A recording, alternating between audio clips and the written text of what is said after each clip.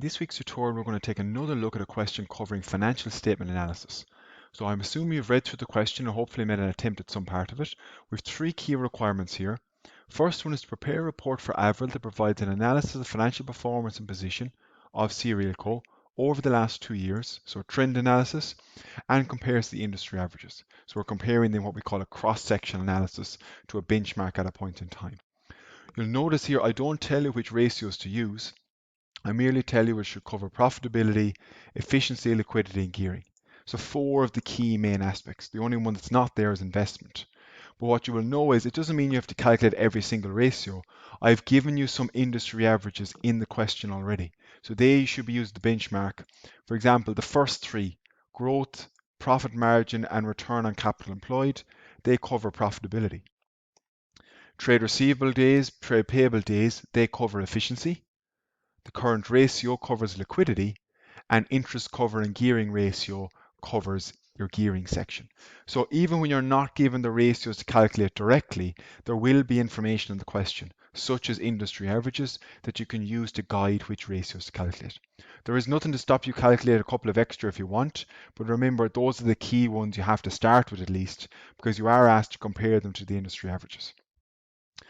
So once you have those calculations complete, you'll then, based on your report, explain 3 key concerns that the bank will have with Serial Co. So we're going to really look at this analysis from the bank's perspective, and then part C is come up with your recommendations or an action plan how to address what's going wrong with Serial Co. and address the bank's concerns. So in other tutorials, we might have looked at it from customer's perspective, or in the question pack, you might have looked at it from a shareholder's perspective. Here, we're now looking from the bank's perspective. And if you haven't read the question already, please do pause this now and go back and read through it, and particularly look at some of the key aspects or key trends you can see from the face of the financial statements. So background here is the cereal manufacturer. The owner managing director is Avril Cohen, and they've had big expansion over the last number of years, and she's been quite successful getting her cereal sold right throughout Ireland. The big problem is they have a new finance director after a gap of 8 months, so a big gap having no finance director in place, and the problem is the bank is now on their backs. Their overdraft is being significantly and consistently exceeded, and we'll see that when we look at the financial statements, and the bank is concerned. So the bank, Pillar Bank, has called the company in to deal with this issue. And that's where you're coming in now to assess what's gone wrong with the company, using the ratios to identify the problems and come up with an action plan. So it's quite a topical one for companies in difficulty, and particularly here what you're trying to figure out is, can we tell the story? Where are the problems, number 1, and what might the solutions look like? So you're given industry averages, and we're also given then financial statements, an income statement and a balance sheet for Serial Co. for 2 years, 2017 and 2016. And before you jump into any of the calculations now in terms of the detailed ratios, your first step is, let's look at the financial statements at a high level and see what the key trends are. So what we can see roughly here is big jump in revenue year on year. So it's a massive growth in revenue, but not a huge jump in gross profit. So revenue has gone up by, what are we talking about here? 1.2 million, 1.25 million, whereas your gross profit has only gone up by 100 grand. Thereabouts. So not a huge jump. So we want to see, well, what's driving that? Are costs growing quicker than expected? Your wages and salaries, big jump, it has nearly doubled. Directors' fees has gone up, and other expenses have gone up, as has interest.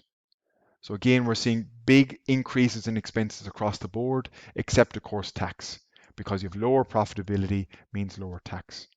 But the net impact is your operating profit is decreased, your profit before tax and your profit after tax is decreased.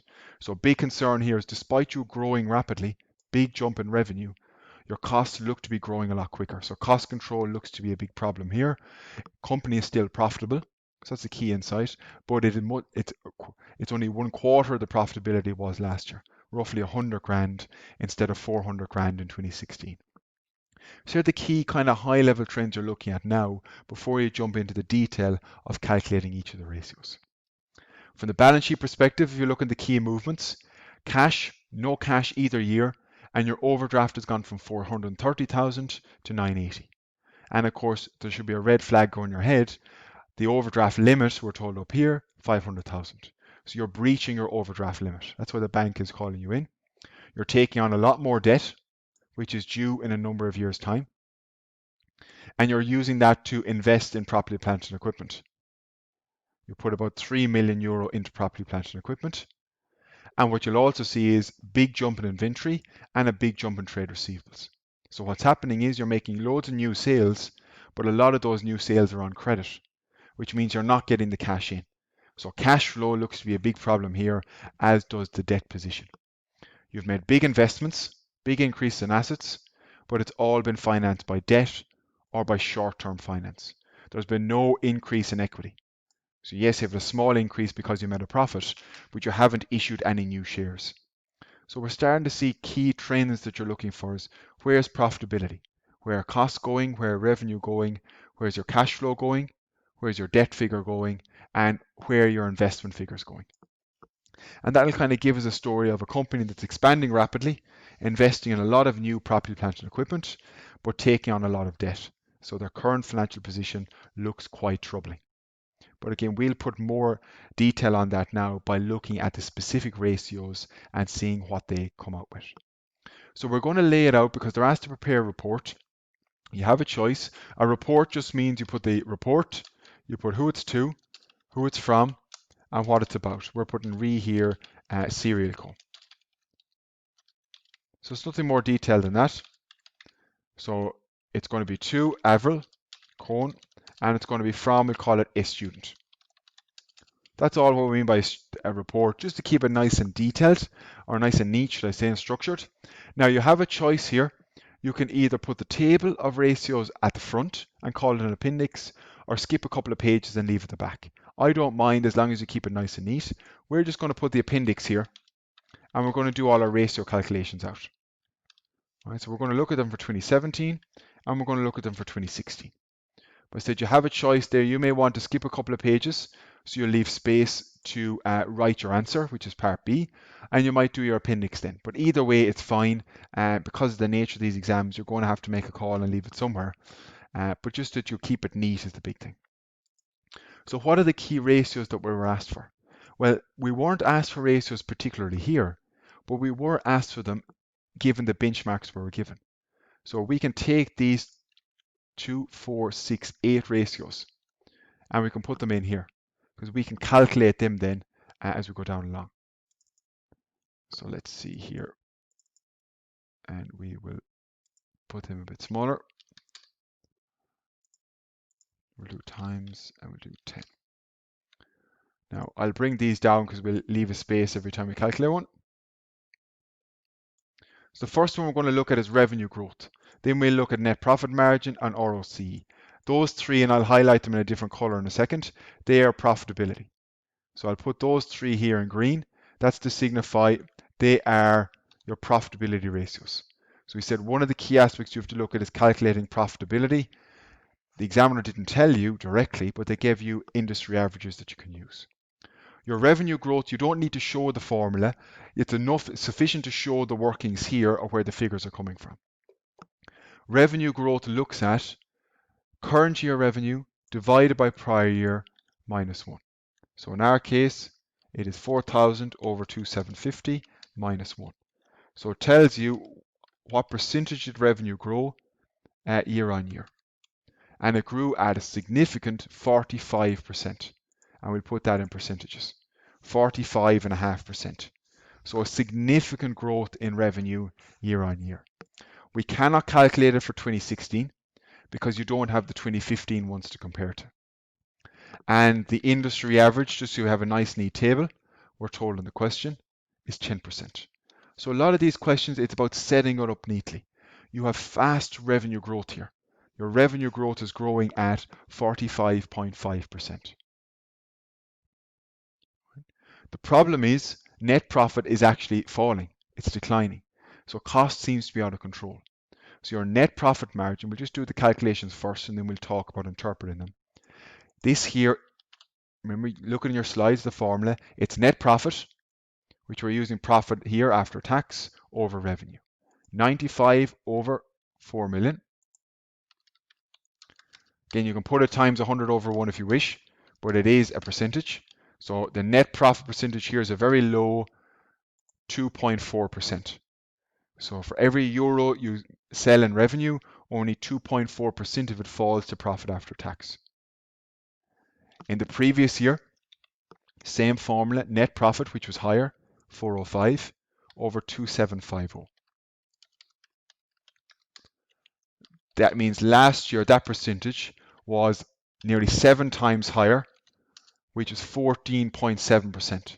So a significant drop in your profitability when you look at it on a margin basis. We know it dropped in euros, but it's even more significant when it looks like it as a percentage of revenue. That's what a ratio does. It looks at one figure relative to another. The industry average, we're told, is 18%. So you're well above the industry average in growth. The problem is your profitability is falling. So a lot of the sales you're making are lower profitable than your competitors.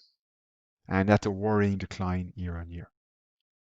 Now, a good student, there's nothing wrong with asking you to calculate another one. For example, if you look at here, wages and salaries growth, as an example, you can calculate growth in any of them. It's this year's figure over last year's -1. Wage and salaries this year, 280. 280 over 150 -1. So actually your wages and salaries this year grew by 86%. They nearly doubled. 100% would be a doubling. So it's no wonder that your net profit is falling, because your revenue, although it's growing quick, is growing slower than your expenses. Wages and salaries is growing by 86%. And if you go back and talk about the other ones, directors' fees, that grew by 50%, adding 50 under 100. Other expenses grew by 50% as well. And your interest more than doubled, because it's gone from 150 up to 340. Now, I don't expect you to calculate those for every single one, but it shows a student can articulate the reason why profits are falling. The reason profits are falling is revenue is growing slower than your cost. So cost control looks to be one big problem in terms of your profitability. And there's plenty of ways you can articulate that. You could have chosen growth in interest, you could have chosen growth in cost of sales. All of those would be acceptable. But the key ones you have to calculate are the ones that I give you for the industry benchmarks. Anything else is a bonus. But I wouldn't expect more than 2 or 3 extras. That's more than sufficient. As well as looking at profitability relative to your revenue, it's important that you look at profitability relative to capital as well. So what we look at here is operating profit divided by capital employed. So again, go back and look at your slides to make sure you know the formulas. Operating profit here, 450 and 620. Capital employed is debt plus equity. Bank loan plus shareholder funds. So again, don't just wait for me now. See, can you do this yourself and calculate it how you get on? So this one was 450 divided by debt, 41, plus 2865.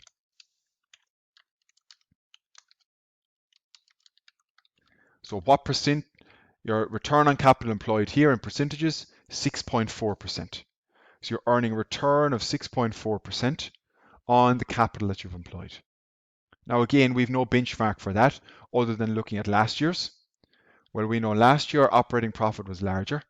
It was 620, but we had a lower amount of debt.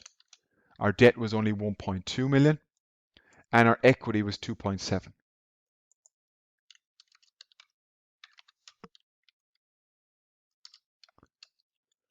That's 620 divided by 1.2 plus 2.7 is 15.6%. So a significant drop. It's more than halved year on year. And your industry average that you're given in the question is 14%. So you've gone from above average industry performance to below average. And a good student will say, why is that happening? The reason it's happening is your profitability is falling, but you have more capital. So of course, that means it's going to drive down your return on capital employed. So your investors, the people who provide you capital, your shareholders who provide equity capital, and your bank who provides debt capital, they're not going to be happy. Now, a good student might argue, well, it depends when we took on the new debt, because if we took on that new debt towards the end of the year, we may not get the full effect of the increase in profitability until next year. And I'll accept that as a point, but generally there looks to be a worrying trend around profitability. And that's what I'm looking for in terms of a layout here. Nice and neat structured table. You show where the figures are coming from and you show the industry average. So when you come to part B and C, you don't need to restate these. You can refer back to the appendix and you can show your calculations in that format. So it makes it much more efficient and professionally laid out as well. We're now moving on to the next one, which you're asked for efficiency and liquidity. So I'll just call our efficiency a different color. Efficiency is in yellow, and liquidity, then the current ratio, we'll put that in orange. So efficiency is how well we're managing our assets. In this case, looking at working capital in particular. Trade receivable days. How long on average does it take your customers to pay you? The lower the better. And trade payable days. How long does it take you to pay your suppliers? Generally, the higher the better, but we have to be careful of how we interpret the figures. To calculate this, you take trade receivables, which we have here, 1050, divided by revenue. Now, if we're told what credit sales are, we take that, but because we're not split out, it's just going to be 1050 over revenue times 365. And your answer here is in days. So make sure to pause this at any stage now and go back and check if you're happy enough with it. So what we're saying here, the trade receivable days are about 96. So it's taking the customers about 3 months, 96 days to pay you because you have a significant increase in your trade receivables this year. So that's a long time to be waiting for cash to come in, particularly when you're significantly in your overdraft. In last year, your trade receivables were only 400,000 and your revenue was 2750. And again, you multiply by 365, which gets you 53 days. So there's been a significant what we call deterioration. It's taken over 40 days longer now for your customers to pay you. Whereas the industry average, if we look in the question, the industry average is 60 days. So you've gone to above industry performance where you're getting it quicker. You're now taking a month longer. And that's a worrying trend, particularly when you're so tight on cash flow. You'll need to figure out what's causing that. And there can be two main reasons here that we need to investigate. Number one is you're just poor at credit control. You're not following up with your customers and therefore they're taking longer. The other reason, and a good student might link it back, is perhaps you're growing your revenue a lot quicker in the industry because you're being more lenient in credit terms. Maybe now you're offering new customers 90 days credit instead of 60, and that's why your revenue is growing up. But of course, we know the longer you give customers, the longer it takes them to pay, there's an increased chance you're going to have bad debts, and that's going to be more expense. So that's something that would be a red flag here. There would be a concern to the bank. It's taking an awful lot of time to get paid. And we'd want to understand, well, how much of that is translating into bad debts. Because if it's taking customers on average 96 days to pay, surely there's customers that are taking a lot longer than that. And that would be a big concern. The other side is looking how long it takes you to pay your suppliers. And the formula there is trade payables, which we have here, 790 and 480, divided by cost of sales times 365. So here, 790 over 2820 times 365. And that is 102 days. So it's taking you over 3 months to pay your suppliers in 2017. In the previous year, it was 480 over cost of sales 1680 times 365. So the previous year, it was taking you only times 365, 104 days. So it hasn't really deteriorated that much. Small bit gone down, but the big comparison here is not to look at the trend in isolation, it's that the industry average is only 60. Now it's important that you're careful here of how you interpret this. Some students might say, oh, that's good, because you're actually getting an extra 42 days credit than your competitors. The trick is here to think about, is this because you're a better negotiator with your supplier, or is it because you actually just can't pay? That if you go back and look, this company is now exceeding its overdraft. It cannot pay, it doesn't have any money to pay its suppliers. So the most likely reason that it's taking so long to pay its suppliers is it's so short on cash. And that would be a big concern in terms of sustainability and something the bank could be very worried about as well. that if you continue to do this, and if the bank takes away its overdraft, or the customers stop selling to you and start looking for their money, this company will go bust because it doesn't have the cash flow. So at a high level, yes, they may look like a good movement. You have to dig in a bit deeper and think about, well, why is it 44 or 42 days longer than the industry average?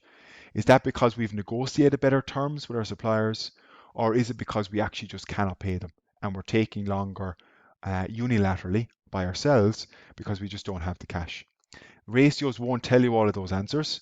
Some of those will be in the narrative of the question, and others you expect a good student to just raise that point when you're looking at the narrative piece to tell the story.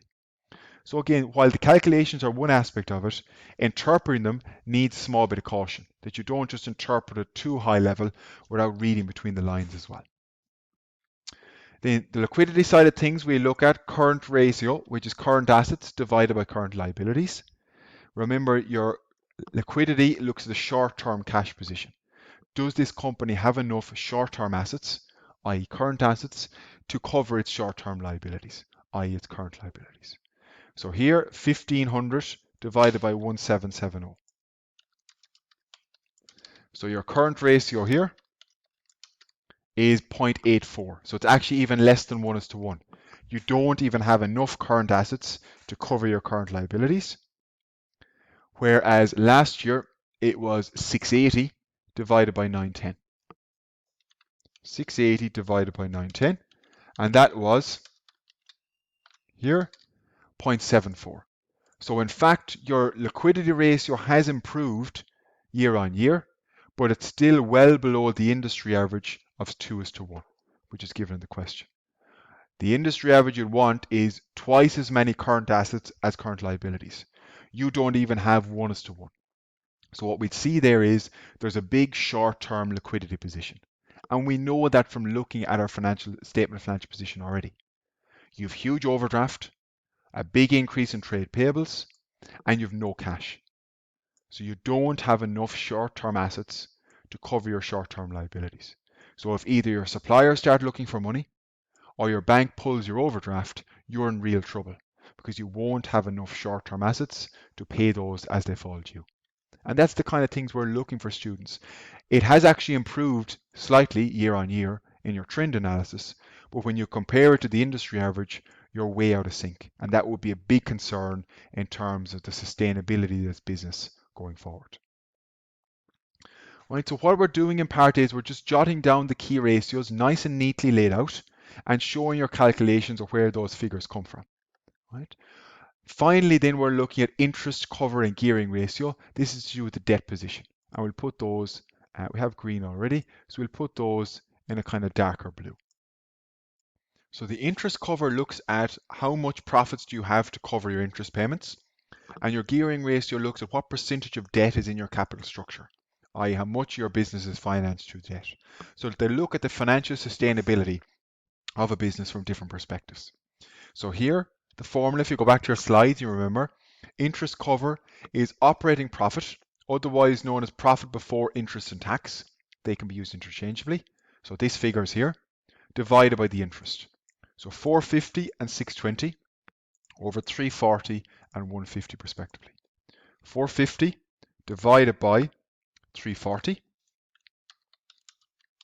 So the answer there is 1.3 times. You just about have enough to pay your interest. Whereas last year you had higher profits, 620, and lower interest. 620 over 150, 4 times. And the industry average we're given in the question is 5 times. You don't need to go to more than one decimal place, is fine in terms of these ratios. So what we can see here is the interest cover has deteriorated.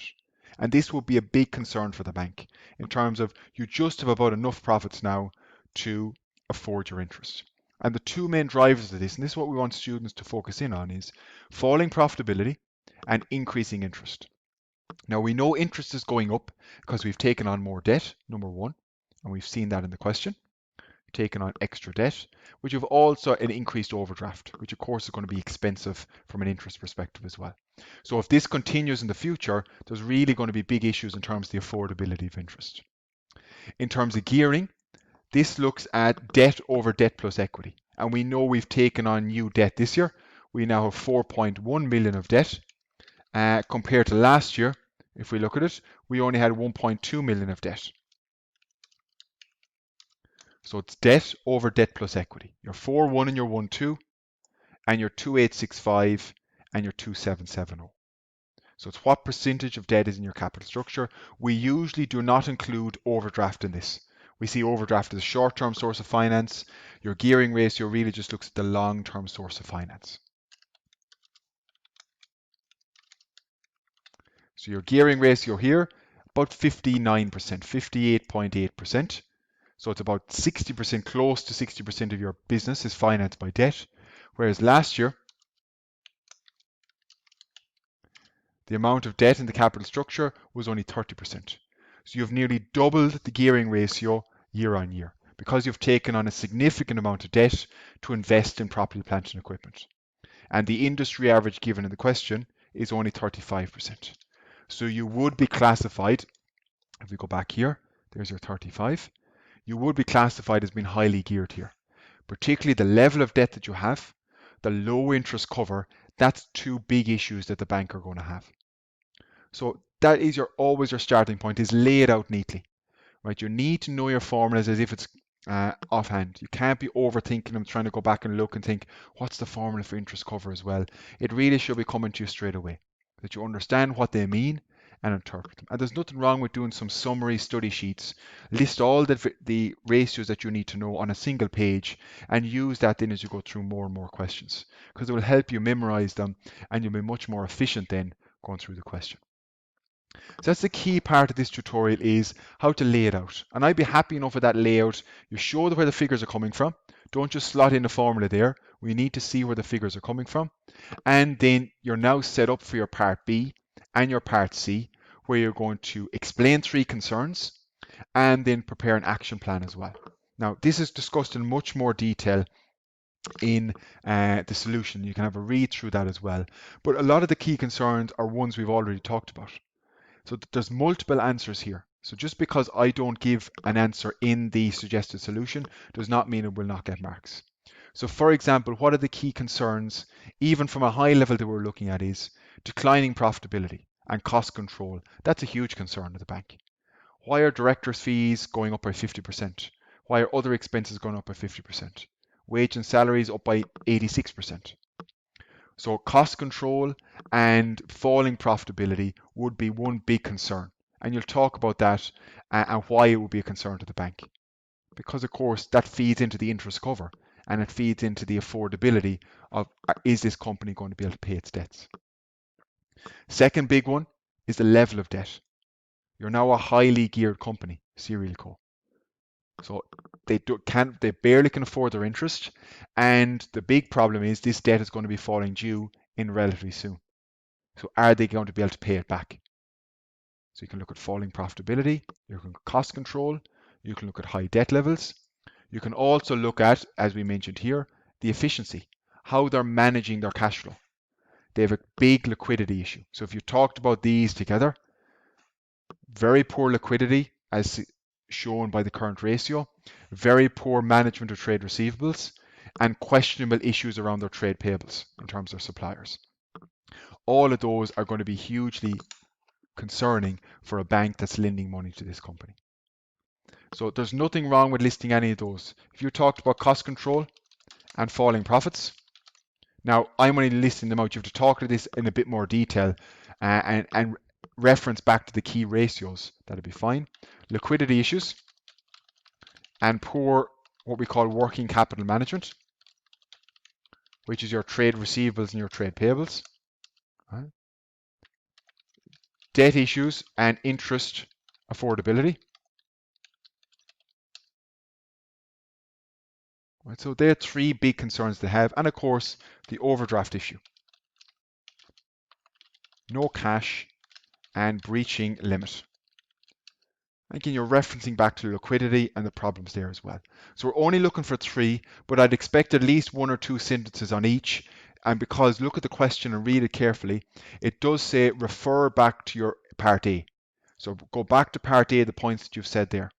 So in part A, remember, it's not just enough now to list the ratios, you have to come down and talk about profitability, talk about efficiency and liquidity, because you're asked to provide an analysis. I've given you that as we've went through. So I'd expect a heading for profitability, as I've given you in the suggested solution. I'd expect a heading for efficiency and liquidity, and I'd expect a heading for gearing. So I won't duplicate what you can easily see, but it's just, and bullet points are fine there. If you want to give me a bullet point about what's happening there, and linking into the broader trends that you've seen when we looked at the financial statements, that's perfect. But you have to give analysis, not just calculations. Some parts just look for the ratios in part A and then analysis in part B. This particular requirement look for both in the same part. So analysis is a big part of your ratios as well. Then you'll come on to part B, you give your key concerns, and finally part C links the other two and says, what's your key action plan? So this is about investigating cost control, it's about improving trade receivable management, it's about improving liquidity. So I'm actually looking for specific recommendations that the company can undertake to improve their position. And you'll read about those in a lot more detail in the suggested solution. But I'll be looking for at least 3. And when you see the ones that are given in the suggested solution, they're not just a single bullet point with one sentence or half a sentence. It's a detailed point. You give a detailed answer based on the information that's given in the question. So that action plan, some students might say, you need to make sure that 8-month gap doesn't happen again. Make sure that there's sufficient skill set in the financial control department, that there's not going to be that absence which led to this initial problem from the start. So again, plenty of things like that you can look at to give solid recommendations. So overall, what I want you to take away from this week's tutorial is, number 1, how you lay out the calculations. Lay them out neatly, lay them out in columns, and you can use that nice neat table then to refer to your analysis piece. I don't expect you in these sections to actually have to draw out a table of numbers again. You can just refer back to that table and talk about each of the movements in the ratios and to compare to the industry averages. The second key thing is the structure of your analysis. Use subheadings, use bullet points. Right? There's no problem with that. What I don't want to see is short bullet points, the likes of 2 or 3 words. Must be a bit of depth. There has to be a bit of discussion and show that you can tell a story. And the last key thing is you link it back to the facts of the case. So if I've given you information about a company that's growing very fast, I've given you information about a company breaching its overdraft limit consistently and what that limit is. I've given you a company who's paid little attention to the finances and has had no finance director for 8 months. All of that narrative information should be threaded through your analysis and your recommendations. And it shows that you can tell a story. You can take the narrative, you can take the movements in the financial statements, and you can take your calculations from the ratios to bring it down to part B and C to kind of tell a story and to come up with some key recommendations. So I suggest make sure you go back and look at that suggested solution in terms of its layout and the types of points that it makes. Some of the points come from the ratio calculations, others come from the information that was given directly in the question. But it's neatly laid out and it's very well structured. And that's what we're looking for. And it's a key skill set from AC 220. Right, so this week's tutorial recapped on ratio analysis, which is otherwise known as financial statement analysis.